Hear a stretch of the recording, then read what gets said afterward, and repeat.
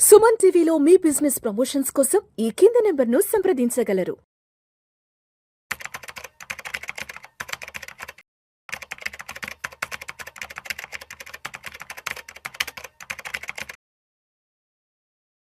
నమస్తే అండి, welcome to Suman TV. నేను వెల్లి చక్రధర్. చాలామంది మా దగ్గరకు వచ్చే ఇన్వెస్టర్స్ అడిగే క్వశ్చన్ ఏంటంటే, మా దగ్గర ఒక 50 lakhs ఉన్నాయండి, ఒక ల్యాండ్ కొనమంటారా? ఏదైనా ఔటర్ రింగ్ రోడ్ కావచ్చు, ట్రిపుల్ ఆర్ కావచ్చు, అలా లేదంటే ఒక పిఎంఎస్ తీసుకోమంటారా అంటారు జనరల్గా. సో ఆ రెండింటికి డిఫరెన్స్ అంటే చూద్దామంటే, ఒక ల్యాండ్గా మనం కనుక ఇన్వెస్ట్మెంట్ చేస్తే ఎలా ఉంటుంది, అలాగే ఒక పిఎంఎస్లో ఇన్వెస్ట్మెంట్ చేస్తే ఎలా ఉంటుంది.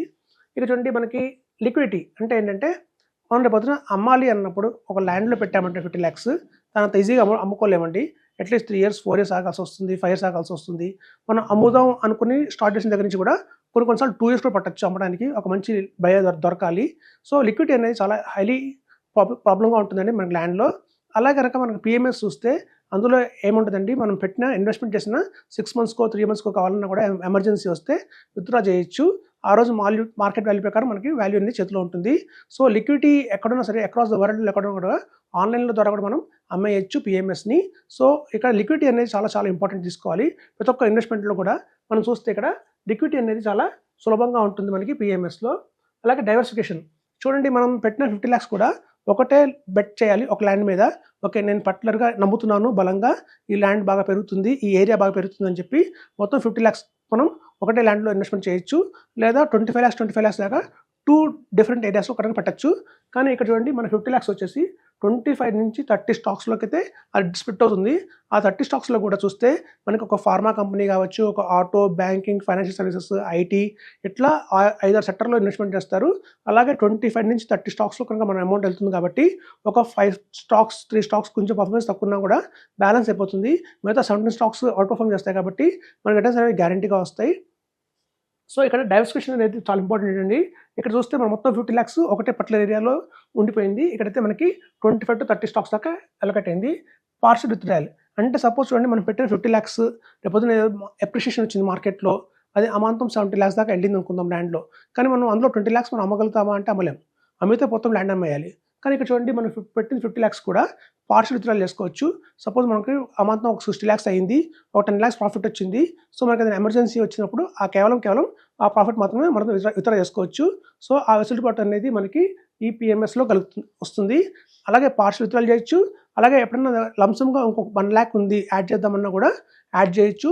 పర్ఫార్మెన్స్ చాలా బాగుంది, మనకి మంచి రిటర్న్స్ వస్తున్నాయి అనుకున్నప్పుడు, మార్కెట్ డౌన్ అయింది అన్నప్పుడు ఒక ఆపర్చునిటీగా దాన్ని భావించి కావాలంటే ఒక 2 lakhs 3 lakhs 5 lakhs మనం అడిషనల్ పర్చేజ్ కూడా చేసుకోవచ్చు. మనం అలాంటి పాసిబుల్ అడిషనల్ పర్చేజ్ మనకి ఈ ల్యాండ్లో అనేది జరగదు.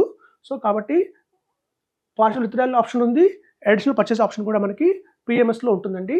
అలా చూస్తే ఈజ్ ఆఫ్ ఇన్వెస్ట్మెంట్ అంటే మనం చూడండి, ఇన్వెస్ట్మెంట్ చేసేటప్పుడు కూడా ఈ పిఎంఎస్లో ఇన్వెస్ట్మెంట్ చేయడం చాలా ఈజీగా ఉంటుంది, సులభంగా ఉంటుంది. అన్ని ప్లాట్ఫామ్స్ కూడా ఆథరైజ్డ్గా ఉంటాయి, సెబీ రిజిస్టర్డ్ కంట్రోల్లోనే ఉంటాయి కాబట్టి ఇవన్నీ కూడా మనం ఈజీగానే ఆన్లైన్ ద్వారా ఇన్వెస్ట్మెంట్ చేసేయచ్చు. వాళ్ళు మనకి అలొకేట్ చేసిన తర్వాత డిమాట్ అకౌంట్ ఓపెన్ చేస్తారు మన పేరు మీద. ఎప్పుడైతే మన పేరు మీద డిమాట్ అకౌంట్ ఓపెన్ అయింది, అంతా ఫామ్ అయింది, అకౌంట్ అంతా ఓపెన్ అయినప్పుడు ఆర్టీజీఎస్ ద్వారా మనం 1 shotలో మనం ఇన్వెస్ట్మెంట్ చేయొచ్చు.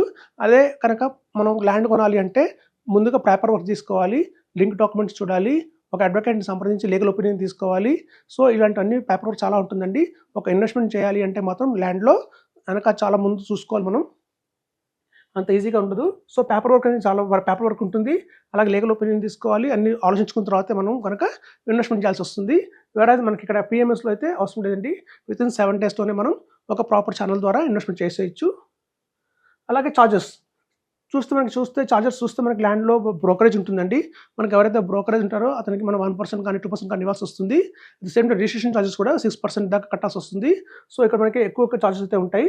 ఇక్కడ కేవలం మనకి 2.5% మేనేజ్మెంట్ ఫీజు మాత్రమే ఉంటుంది. ప్లస్ అడిషనల్గా ఒక 5,000 రూపీస్ దాకా per annum వస్తుందండి. స్టాంప్ డ్యూటీ కాస్ట్ కావచ్చు, చిన్న కాస్ట్ ఉంటాయి, ఆడిట్ ఫీజు అని ఇలాంటి చిన్న ఫీజులు ఉంటాయి. సో కాబట్టి ఈవెన్ మనం ఫీజు రూపంలో చూసుకున్న, చార్జెస్ రూపంలో చూసుకున్న, ఇక్కడ బ్రోకరేజ్ రిజిస్ట్రేషన్ కంటే కూడా మనకంటే తక్కువే ఉంటాయి. సో మనకి ఇన్ని లాభాలు అయితే ఉన్నాయండి మనం పిఎంఎస్లో ఇన్వెస్ట్మెంట్ చేయడం వల్ల. కాబట్టి ఒక ల్యాండ్ ఇన్వెస్ట్మెంట్ చేయాలా, ఒక పిఎంఎస్ ఇన్వెస్ట్మెంట్ చేయాలా అంటే మనం చూస్తే ఇక్కడ 5 రాసామంటే ఇంకా అదనంగా ఇంకో 5-6 ఉన్నాయి. 11 points వచ్చాయి మేము చూసుకుంటే ఏదైతే బెటర్గా ఉంటుందని చెప్పి.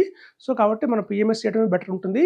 ఎప్పుడైతే మేము చెప్తుంటాం చాలామంది మా క్లయింట్స్ అందరికీ కూడా ఒక పిఎంఎస్లో ఇన్వెస్ట్మెంట్ చేయండి, తద్వారా మీకు కనుక 1 crore వచ్చిన తర్వాత ఒక 4 yearsకో 5 yearsకో ఆ 50 lakhs ప్రాఫిట్ తీసి మళ్ళీ వేరే పిఎంఎస్లో పెట్టండి.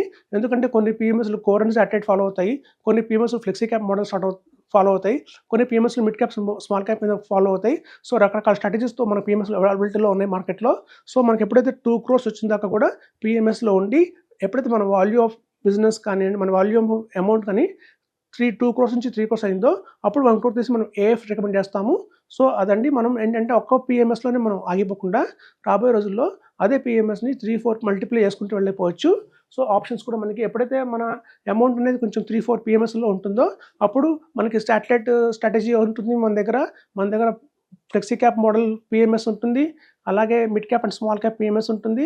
అలా 4 వెరైటీ ఆఫ్ పిఎంఎస్లు ఉంటే అన్ని మార్కెట్ సైకిల్స్లోనూ తట్టుకుంటాయి. అవి మనకి బ్రహ్మాండ రిటర్న్ అయితే రాబోయే రోజుల్లో ఇస్తాయని చెప్తున్నాను.